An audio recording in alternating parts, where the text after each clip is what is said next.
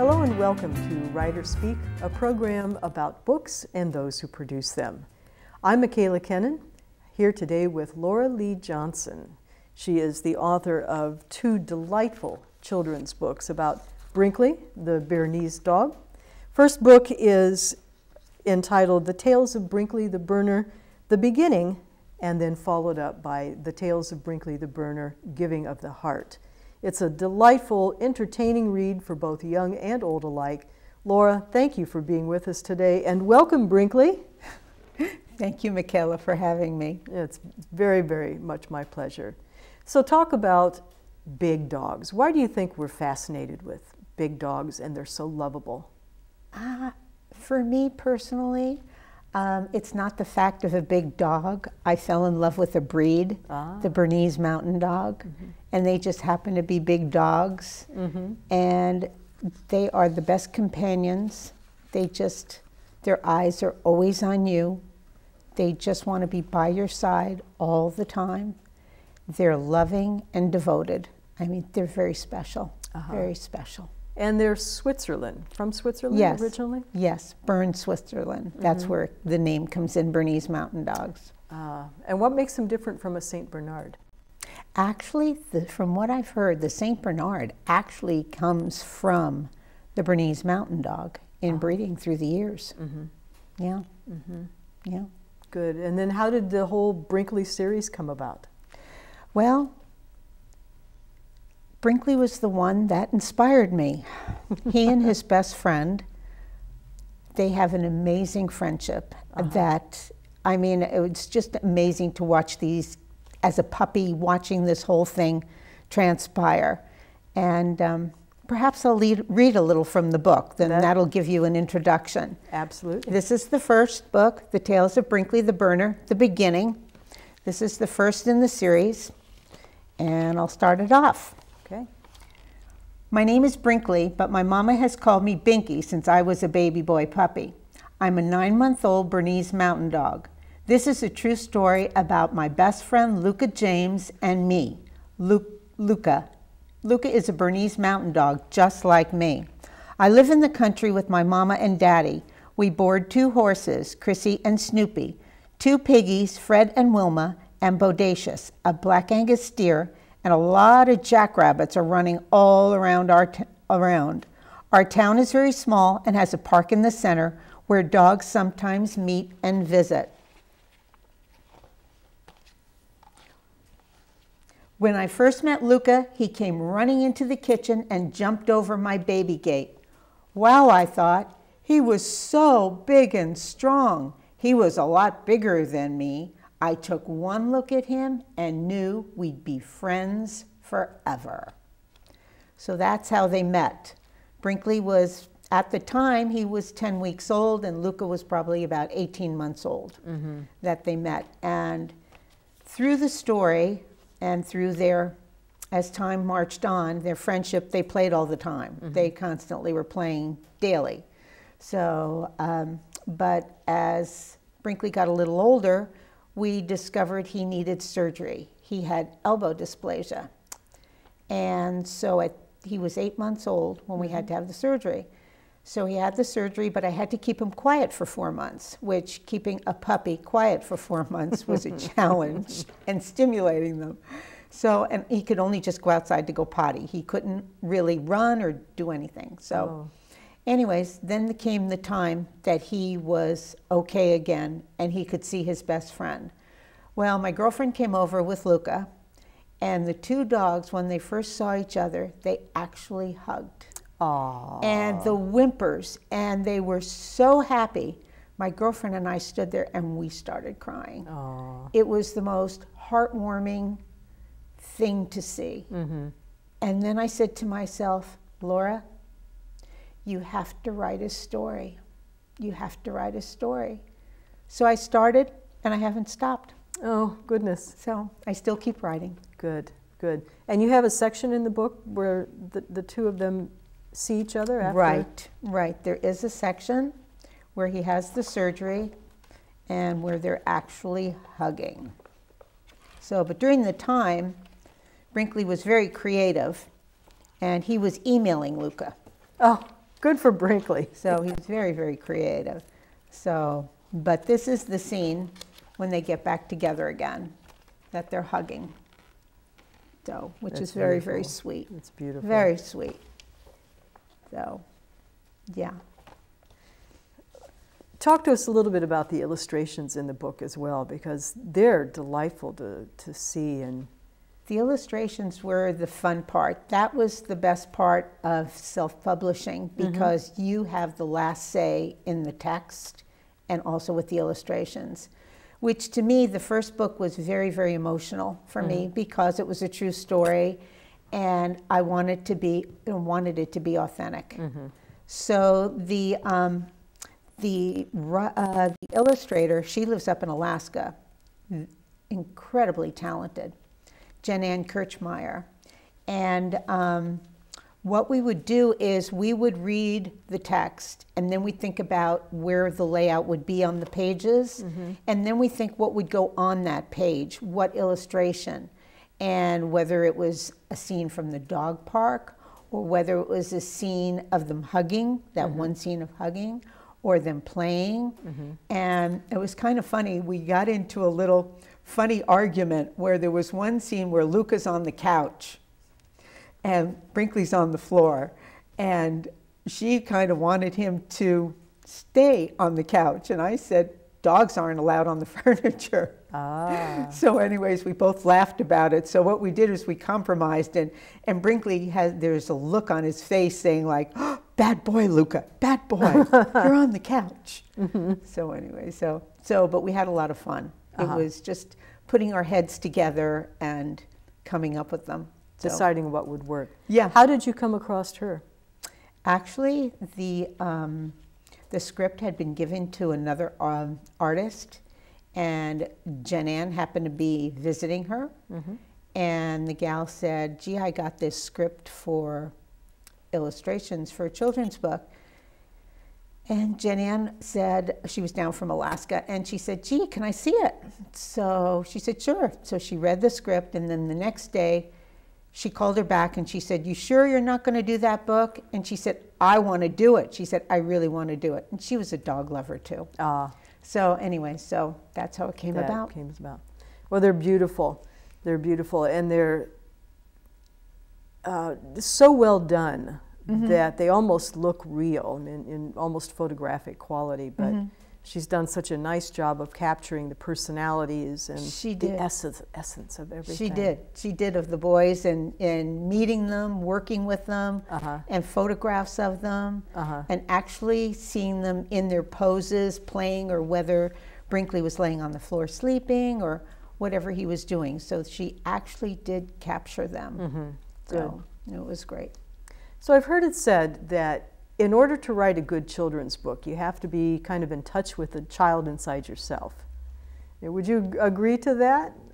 Well, I guess that's probably true. I think for me, watching the two of them, Brinkley and Luca, and seeing how they got along, I always felt they were like two 4-year-old little boys, where Brinkley was the one that was very serious, and he was kind of like, was in the brain. He was the brains and always thinking. And Luca was kind of like the goofy one, and was always playing and having fun. So I kind of just captured them as 4-year-old little boys, and then put script to it. You know, what Luca would actually say, what Luca would do, what Brinkley would say, what Brinkley would do. So that's how it all worked out. So it becomes the process of really getting inside the mind, or inside the head of the dog, if you will. Right. Brinkley was very, very smart. Very smart dog. So anyway, so yeah, he can always tell me whenever he's hungry or he wants a treat. So, good. Anyway, so yeah. Good. Yeah. Do you find, when you were, let's put you in the context of a 3 or a 4-year-old. When you were 3 or 4 years old, could you have imagined that 3 or 4-year-olds today would be doing what they're doing and reading the way they're reading? And No, because my mom was still reading to us as kids.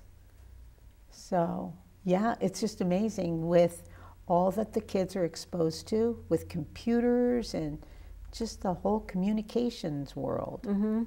You know, and they read a lot more. Mm-hmm. And they seem to, I have found with the books, that they ask more questions. They ask about the story. They always do.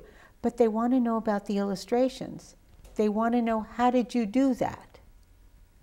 And so I found that very interesting, that they wanted to know the mechanics of it. How interesting. You know, several of them have. Mm-hmm. And several of them, too, want to write stories, mm-hmm. which I thought was fabulous to mm-hmm. hear. Mm-hmm. You know, so.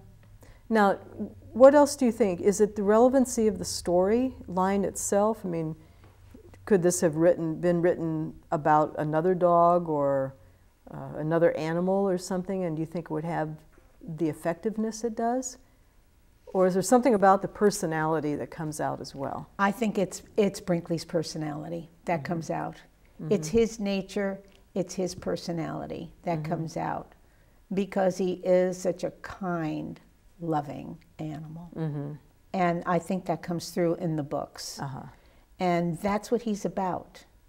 And that's what he's, you know, he always shares his toys, his food. You could take anything from him. And he didn't care. Mm-hmm. You know, Luca mm-hmm. always did. Mm-hmm. So just take everything. And, you know? Yeah. And Brinkley didn't care. And they had that bond. They have that. It was uncanny. Just uncanny, their bond. Mm-hmm. So amazing. Now, do you take these books to maybe the classroom and read to the children? I have. I've read to kindergarten, first and second graders. Mm-hmm. I've taken the books and taken Brinkley. Well, Brinkley has gone to school too, and to convalescent homes. Mm-hmm. Mm-hmm. So reading to the elderly, they love it, and they love the fact that he was a big dog and they could pet him. Yes. You know, if they were in wheelchairs or anything like that. Mm-hmm. So that was good for them. Sure, and they could feel his love, I'm sure. Yeah, because he would just stand there, you know, and wag his tail. And look cute and adorable. Right, yeah, right. One of the reviews I read talked about, I think it was a comment made by one of the teachers, that her first grade student loved the book, but when they found out that Brinkley was real, that made it even better. Yeah. Well, when I started when I wrote the script, I finished it, and I asked my girlfriend if she would read it to her first grade class. And she said, Laura, I will. She said, but I've got a really difficult first grade class. She said, the kids are really tough. She said, but I'll read it, mm-hmm. and we'll see where we go from there. Mm-hmm. So she did. And the kids loved the book. So, but she mailed me questions, and I have some of them here today. She mailed me their remarks. Okay. That they said. Her question was, what did you like about the book? And these are individual children. Mm-hmm. I liked the story. It was nice. It shows you how friends are. And then another one said, I like when he had the giant frog, and every time he got hurt with surgery, every time he squeezed it and he thought of his friend. I liked the picture when the other dog was teaching him how to spell cat, C-A-T. I liked when they were eating ice cream. They were best friends and they kept helping each other. The big dog was trying to make him feel better. And then the next question she asked the kids, what do you think other kids will like about this book? And there are a lot of good parts in it. I think they will like it because of everything. Everything is good in it. It shows you how they are friends and how they communicate. I think it's a nice story. There are a lot of funny parts in it. So that was good. Some of their comments, which are cute. Mm-hmm. Kids' remarks are the best. Oh, they are, and they're right from the heart. Right. You know exactly where they stand. Very honest. Yeah. So from your experience then, tell me what you feel makes for a good children's book. Does it have to be colorful? Is it the storyline? Well, I think it does. I think it's the storyline. I think it's the pictures depending upon what age group you're trying to capture. But also, too, I think, in my case, it's Brinkley. He's just, he's just a very special dog. He just has that charisma. He has that charisma, yeah. And now you have a second book also. Yes. Talk about giving of the heart. Right. The second book is fiction. And Brinkley and Luca take off to the local animal shelter. And they bring gifts and to the shelter animals. And they sit with all the shelter animals and they listen to their stories as to how they came to being at the shelter. So, which is very, very sweet. And so, and Brinkley and Luca come away that night and they're back in Brinkley's bedroom. And they talk about how that it was such a wonderful day, but the best part of it was they have new friends and they learned about giving of the heart, which made them feel so good, which is what Brinkley's books are about. Each book has a message that through the eyes of the dogs, the children learn. The first book is about friendship and being a best friend. And then the second book is about giving and sharing and giving of the heart. So that's what they're about. And they're wonderful teaching tools. And I think that adds to an element of timelessness as a thread that runs through the books. These are universal kinds of emotions and feelings and principles that everyone relates to, even young, even old. Right, and these are things we like to teach our children. And it's just nice that they can read it in a book and understand it from the perspective of a dog. Right. The other, and I think that it's nice as well that it's a tactile kind of experience. It's visual, they can hold a book in their hand. It's very different than reading something on the computer or seeing it on a television screen. Yes, yes, yeah. I'm in favor of books. I love books, and especially children's books. And I think that's a special time reading to a child or having them read to you. So, which is wonderful. We were asked by a Cub Scout group in Massachusetts, had asked us, what they were doing is reading to help their children in the Cub Scouts to read better. They would have them read to dogs. So they had asked us if Brinkley would like to donate some books. So we did. But it's just a wonderful thing with holding a book and reading to a child. It really is. Yeah, and thank you for providing a way for young people today to know that experience, because in this world of technology and electronics, these are valuable kinds of things to know about, and it'll carry through with them throughout their life. Very good. You have a different artist, actually, illustrator for Tales of Brinkley Giving of the Heart. Right. Tell us about Rex Barker. Well, Jen Ann was not available. Her conflict, it takes a couple of years before you can get a book ready to go for illustrations and all, and we had a time conflict, her calendar and this and that. So anyway, so he is a local artist from Marin, and he did a wonderful job, and I think the books work together. He followed a lot of the colors, and I think he was very creative in some of the things he did. In some of there's one thing in Brinkley's bedroom in the back, which is kind of funny, where he has a photograph of Lassie on the wall, and Rin Tin Tin, and books, which is 101 kibble recipes, and, Brinkley's books and stuff like that Brinkley would read. So it was funny. So yeah, he did a great job. Great job. You self-published. Yes. What was your experience like in self-publishing? It was fabulous. It was a wonderful learning experience. I enjoyed it all the way through. It's expensive, but I ultimately wanted to self-publish because, as I said before, I wanted the say in the illustrations, what they were to be like, where the text was placed on the pages. And I didn't want someone to just have the decision to just cut the text and, you know, add or delete whatever they wanted. So that's why I chose to self-publish. And in doing so, was it cost effective to run a certain amount the first time out? Or? I tried to have them produced in the United States, but I couldn't afford it. It was just there's no profit.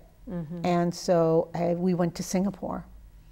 And what we did was, what they do is they do a run of the first book, of your book. And then they send you a press proof, which is actually a soft cover of the book. And you then okay it, or you make your corrections, and then it goes to press. And it takes about 2 weeks, but then from that point, it takes 8 to 10 weeks to get here by ship. So because I flew some over FedEx, but there's no way you can fly the books over. It's just too costly. So then they get shipped here. They have to clear customs, and you have to get an agent to clear customs and then get them delivered to a warehouse. So. Wow. Yeah, for storage. So, yeah. And did you know all this going in, or no? You learned along the way? Learned along the way, which was wonderful. Yeah, yeah, it was just amazing. My production guy, Albert Howell, his company is Metaphor Productions, and he took the illustrations were 12 by 12 inches, and he would take them and he would scan them, and he had to scan them in 4 parts because they were so big, and then he put them into a JPEG. And then he put him into another program. I forget what he called it. And then he would then place text with it and then get it all ready to go. And then it would be on a DVD ready to go to Singapore. And that's how it gets to be. And how did you find the folks in Singapore? Was that just through Albert Howell. So he had worked with them before. Yeah. So, yeah. So anyway, so that was, yeah. Wow. Yeah, it was a fun process. I can imagine. So Yeah. I respect the fact that you would like control over everything from colors to layout to... and it certainly lends then to not only your involvement with the book, but the final product. It's yours, and it's Brinkley's through and through. Right. At that point, it hasn't been edited or conformed to a certain standard. Right. So. Right. Now, do you have an actual agent now who is distributing it, or is this? I have a distributor. Yes, they're distributed through Ingram. Okay. And that's through that go to the independent bookstores. And but I sell them on the website. Brinkley has a website, which is, we just redid the website, and it is fun. And coming in the next couple of weeks is going to be a game that you can play with Brinkley on the website, which will be fun for young and old. So, but on his website too, you can buy the books, and we're running a special now through the holidays, and they're on sale, and there's free shipping. Good. So, yeah, so you have to visit the website, and also you can get the books through Amazon and independent bookstores throughout the country. Okay. All right. And are there other Brinkley books in the works? Yes, there are. Aha. But mum's the word. Oh, of course. Right. Of Yes, course. there are. Yeah, we're working on one now. Very, very good. Yeah, that's what I'm working on now. Okay. So probably not, I'm hoping 2013 that'll come out. So just getting everything together once I finish writing and all of that. So it takes time with the illustrators. That usually takes about a good 6 to 8 months a year, you know, with them working on it. So that's time consuming. So that's an interesting time frame. From how long did it take you in the actual writing process of these books? That I don't remember. I know it took me probably about a year, but I think the whole process from the time I started till it actually was a book in my hand was probably 2.5 to 3 years. Or maybe, yeah, probably 2.5 years. That's a good time frame to, Yeah. I mean, to share with people. What else would you offer to anyone who thinks they have a book in their head but would like to get it into print? They should do it. But they just, if they have the passion and they believe in themselves, go for it. It's a long, arduous process, and it's scary along the way, where a lot of people stop and don't go through. But my experience is I got scared many times, but you just have to look forward and say, nope, nope, we're going on, and this is it, and this is the next step, and the next step. And then it is such an incredible feeling to know that you've done it. Yeah. That you did it. Right. You made your dream come true. Yeah. And that whole process then just lays the groundwork for an easier process down the road once you've done it. Once you've done Yeah. it. Yeah. Sure. Yeah. And more Yeah, it's not as inspiration. daunting anymore. Excellent. Yeah. Well, Laura, I'm glad that you've had a chance to talk with us today, that Brinkley is here, and that you've got these wonderful books, and especially now as we're coming into the holiday season. Great gifts. Great gifts for any young people. I'm going to say anyone. Yeah. Anyone of all ages. They're delightful, sweet stories, and Brinkley just shines throughout them. He's got such a wonderful little aura of love and generous heart about him. He does. Thank you, and keep up the good work. Oh, thank you so much for having me. It's been fun. We'll look forward to more tales.